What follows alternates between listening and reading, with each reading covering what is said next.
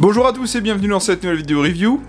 Et aujourd'hui, comme vous le voyez à cette boîte, je vous présente une réplique de point Colt. Il s'agit du M1911A1 Colt Government de Tokyo Marui. Bien, cette réplique, ce n'est pas une réplique prêtée par Guillaume, c'est une réplique de Vince, donc Gearbox Custom Airsoft, qui m'a prêté une de ses répliques. Il dispose d'une grande collection, comme vous le savez maintenant. Il m'en prête de temps en temps pour en faire des vidéos, donc tant mieux. Aujourd'hui, une réplique qui m'intéresse particulièrement parce que je suis fan des 1911 et des Glock en général, et je me fais une collection de PA Tokyo Marui en ce moment. Et c'est vrai que celle-là, ça sera un jour dans ma collection, et avec une autre que je vous présenterai plus tard, mais en attendant, on va faire la review de celle-ci. Une boîte avec un petit peu vert olive avec le nom de la réplique en gros plan. Pas d'illustration, juste le nom, c'est très sobre, j'aime beaucoup. À l'intérieur, comme d'habitude, hop. Donc là on a le manuel. On trouve la réplique, un chargeur et la boîte d'accessoires. Franchement cette réplique est très bien présentée, regardez ça. Avec le tissu verrodé, là c'est très sympa, ça fait un peu style militaire. Et sur la boîte d'accessoires, eh bien regardez, calibre 45 FMJ et 1911A1, voilà. Il y a quelques petits marquages réalistes et factices. Et dans cette boîte d'accessoires, on y a donc l'outil de démontage des 1911, comme on a dans tous les Tokyo Marui, les followers de tir à vide, le traditionnel échantillon de billes, le capuchon de sécurité. Et voici donc la réplique du jour, le M1911A1 Government Tokyo Marui. J'adore en particulier cette arme, mais surtout la réplique. Je me la prendrai un jour pour ma collection, c'est sûr et certain. Regardez-moi cette belle réplique de 1911A1, avec les vrais marquages. Toujours très sympa. Allez, je vous la pose là et je vous parle de l'arme réelle pour commencer. Le M1911, aussi appelé automatique Colt Pistol, ACP ou Colt 45, est un pistolet semi-automatique à platine simple action, avec un chargement par court-recul du canon. Il a été le pistolet des forces armées des États-Unis pendant 74 ans, de 1911 à 1985. Les modèles civils et la plupart des modèles livrés aux forces armées américaines étaient fabriqués par la Colt Patton Firearm Manufacturing Company à Hartford dans le Connecticut. Le 1911 est l'une des rares armes à avoir été utilisée massivement lors des deux guerres mondiales. Conçu par John Moss Brownwing, le pistolet est adopté le 28 mars 1911 par l'US Ordnance Department et commence à être fabriqué le 28 décembre. Le M1911 était une arme d'ordnance de l'armée américaine pendant la Première Guerre mondiale et il est alors fabriqué par la Colt Patton Firearms Manufacturing Company, la Remington UMC, la Springfield Armory et la North American Arms Company. Particulièrement robuste et fiable dès sa première version, il est modernisé en 1926, devenant le M1911A1. L'arme originale est exclusivement chambrée en 45 ACP, une munition de fort calibre. La munition qu'elle emploie est une balle de gros calibre lourde et lente qui développe un recul important pour une énergie de 477 joules, mais en limitant la capacité de l'arme à 8 coups, une cartouche dans la chambre et 7 dans le chargeur. Cette réplique de 1911A1 proposée par Tokyo Marui dispose d'une belle finition et d'une fiabilité à la hauteur de la réputation de la marque.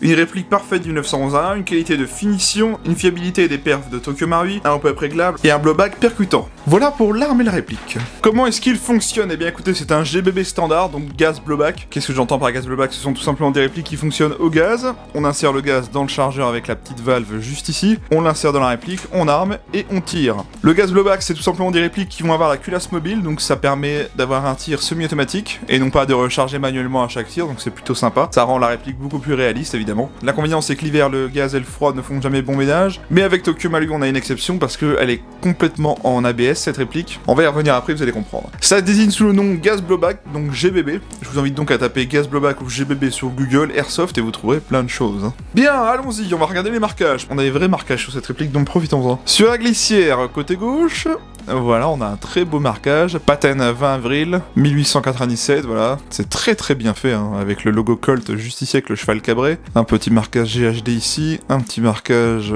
P ici, un autre petit marquage là au niveau du pontet. Je les connais pas bien les marquages Colt, moi je suis plus branché Glock mais j'aime beaucoup les Colt. Ici à l'arrière on retrouve un marquage, ici je ne sais pas non plus ce que c'est. ASGK Tokyo Marui Made in Japan, donc ça c'est le marquage entre guillemets factice. Là on a un numéro de série, M1911A1 US Army, un autre petit marquage ici. Sur le dessus de la glissière on a un P, un autre P ici. Sur le dessous on a rien, voilà. Et sur le chargeur on a rien à part des petits détails, voilà. Mais aucun marquage. Bon, et là, il y a un marquage bleu, c'est Vince qui l'avait écrit, c'est juste qu'il a une valve à changer sur ce chargeur-là. C'est pour s'en rappeler, je pense. Bon, en soi, ça fait une très jolie réplique. On a plus ou moins, à peu près, je dis bien à peu près, les mêmes marquages que le 1911A1 Anniversary de Cybergun. Bon, entre les deux, je préfère quand même celui-là parce qu'il a des meilleurs perfs. Ok, passons à la suite. On va commencer par le manuel, parce que pour une fois que j'ai une réplique à Vince avec la pochette ouverte, on va en profiter. Donc voici le manuel, papier un peu jauni, vous savez, un petit peu effet vieilli, j'aime beaucoup. C'est très sympa. En tout cas, ça rend vraiment très très bien. Donc il est traduit uniquement en japonais comme d'habitude. On y apprend les parties de la réplique et comment s'en servir. Insérer le gaz dans le chargeur, etc. Armer la réplique, actionner les sécurités, démonter la réplique, régler le hop-up. Enfin, c'est très très complet comme d'habitude. Hein. Quelques petites astuces au cas où vous avez des problèmes. Bon voilà, c'est plutôt complet. Vous me direz où est le plan éclaté? Eh ben, ils l'ont mis avec un feuillet supplémentaire juste ici. Donc ici, on a la kit list. Et derrière, on a le plan éclaté. Donc c'est très très bien, comme d'habitude, hein, je le dis toujours. Si vous achetez du Tokyo Marui, n'hésitez vraiment pas à lire les manuels. Ils vous apprennent plein de choses et c'est toujours très bien détaillé, même si vous ne comprenez pas le japonais. Hein. Comment est-ce qu'il fonctionne? Eh bien écoutez, c'est un 1911. J'en ai déjà présenté quelques-uns aussi. Hein. Alors on va commencer par tout ce qui est sécurité. Sur les 1911, on a typiquement deux façons. La première, c'est tout simplement avec la petite pédale à l'arrière de la réplique. Je m'explique. Lorsque cette pédale est actionnée et qu'on presse la queue détente, on a le tir. Par contre, si on n'actionne pas la pédale à l'arrière, il se passe rien. Ça reste très intuitif parce que quand vous prenez la réplique dans la main, vous appuyez forcément sur la pédale.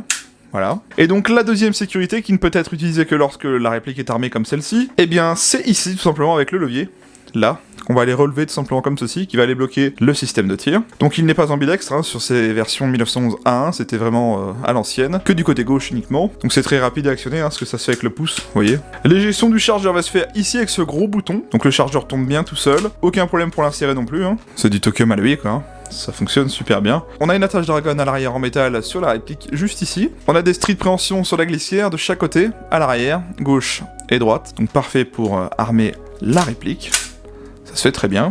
Version 1911 oblige, on n'a pas de Picatinny sous la réplique. Hein. À l'époque, il n'y avait pas d'accessoirisation sur les armes. Hein, Bien évidemment, le canon n'est pas fileté d'origine, donc si vous voulez mettre un silencieux, c'est mort, va falloir passer à autre chose. Lorsque la réplique a tiré sa dernière bille, on retrouve la glissière bloquée en arrière comme ceci, donc pour ce faire, on enlève le chargeur vide, on en remet un plein, et on utilise l'arrêteur de glissière qui est ici.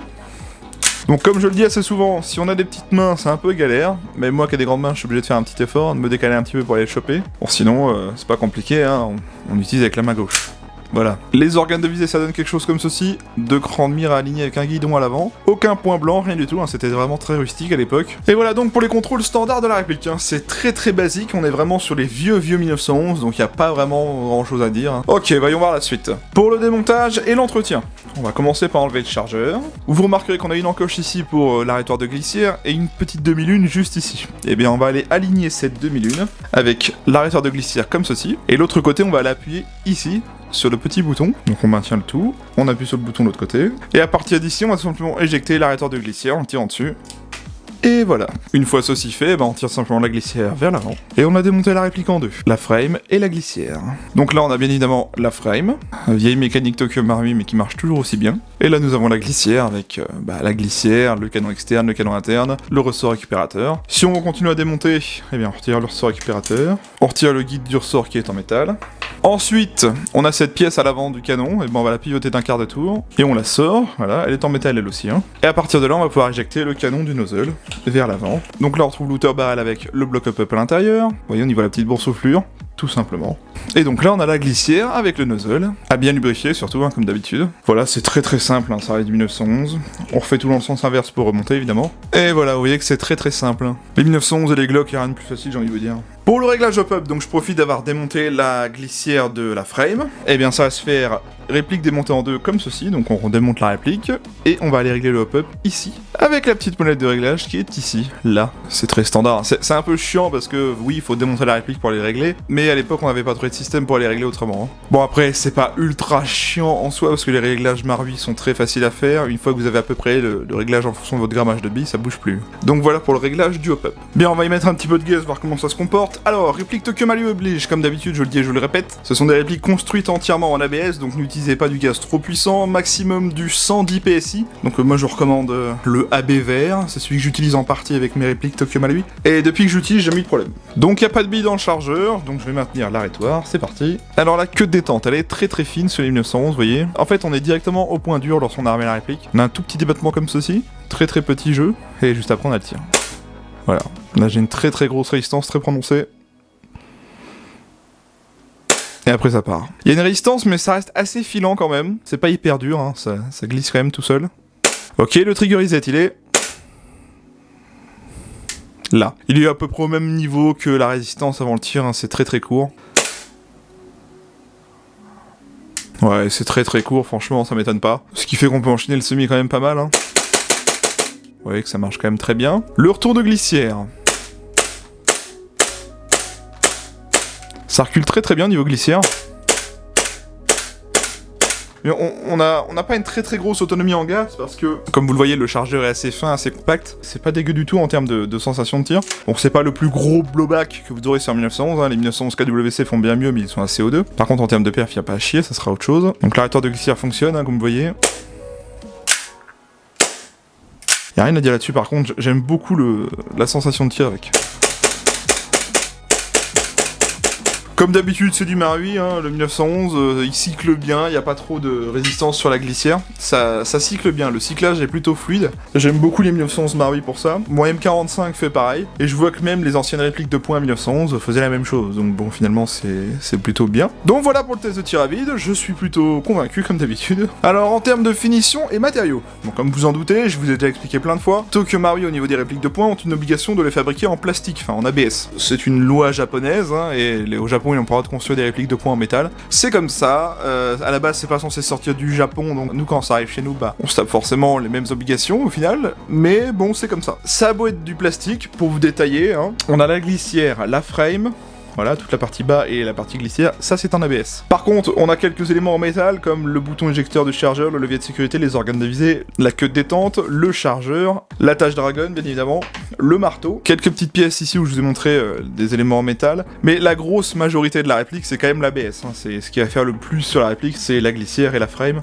et les plaquettes de poignée. Après, je dis pas que ça fait jouer, loin de là, on a déjà une très belle finition, surtout pour du plastique. On n'a pas vraiment l'impression que c'est vraiment du plastoc, quoi. Et ce que j'aime bien avec Tokyo Marui, c'est que même pour du plastique, ils arrivent à faire une finition proche du full metal, donc ça joue quand même pas mal, et puis les marquages donnent quelque chose de très intéressant à cette réplique. Vous voyez que c'est en plastique, mais il n'y a pas de traces de moulage, vous voyez que c'est très bien fini, les assemblages sont bons, et encore la réplique a déjà de l'âge, là.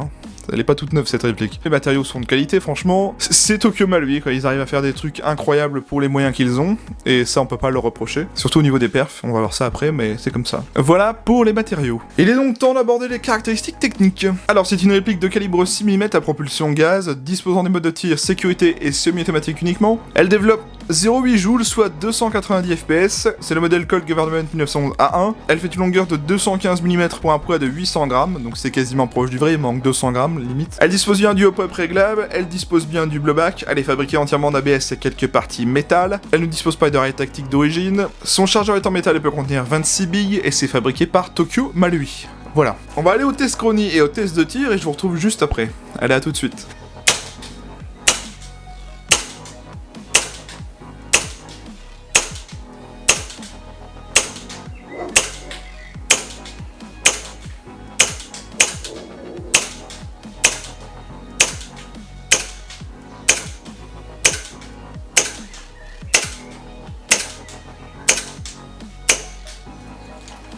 Test de tir du M1911 A1 Tokyo Marui.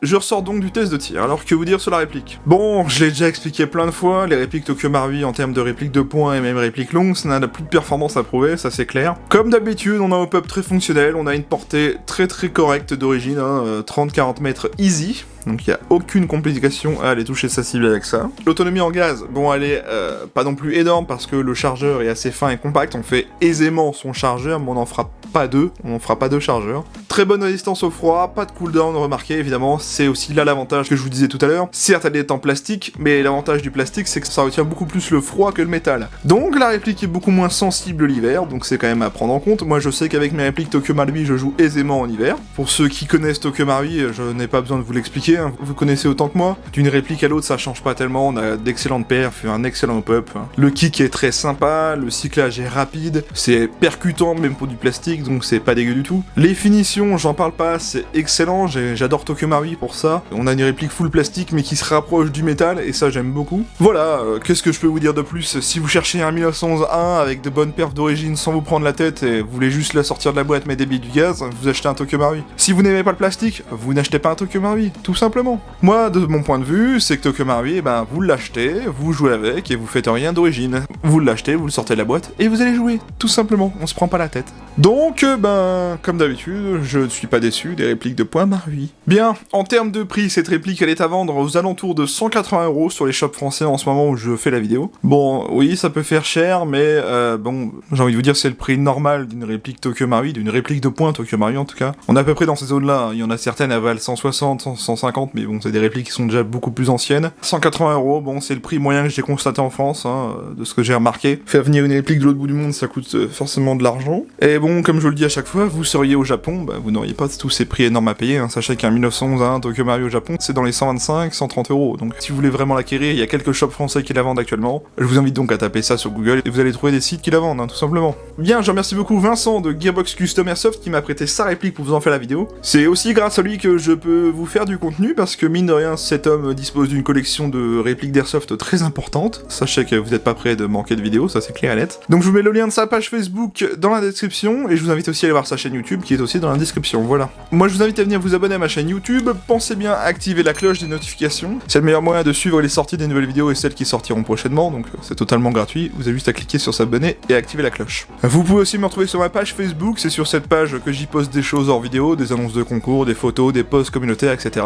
C'est le meilleur moyen de suivre mon actualité hors vidéo, donc voilà. Le lien est en description. Vous pouvez mettre également un pouce bleu à cette vidéo, ça me permet de voir si le contenu vous a plu ou non. C'est entre guillemets pour me faire des petites stats, voir si le contenu vous a plu tout simplement. Vous pouvez aussi me retrouver sur mon serveur Discord qui est totalement gratuit, le lien est en description. Vous avez juste à vous présenter à l'entrée du serveur et tout se passera bien. Donc c'est aussi pour échanger d'airsoft avec moi ou d'autres membres, hein. Et c'est totalement gratuit bien évidemment. Bien sûr, on arrive donc à la fin de cette vidéo, j'espère qu'elle vous aura plu. Je remercie tous ceux qui ont été présents pour le live du mardi soir. Moi je vous retrouve vendredi soir pour une prochaine review. D'ici là, prenez soin de vous, portez-vous bien, bonne semaine et salut à tous.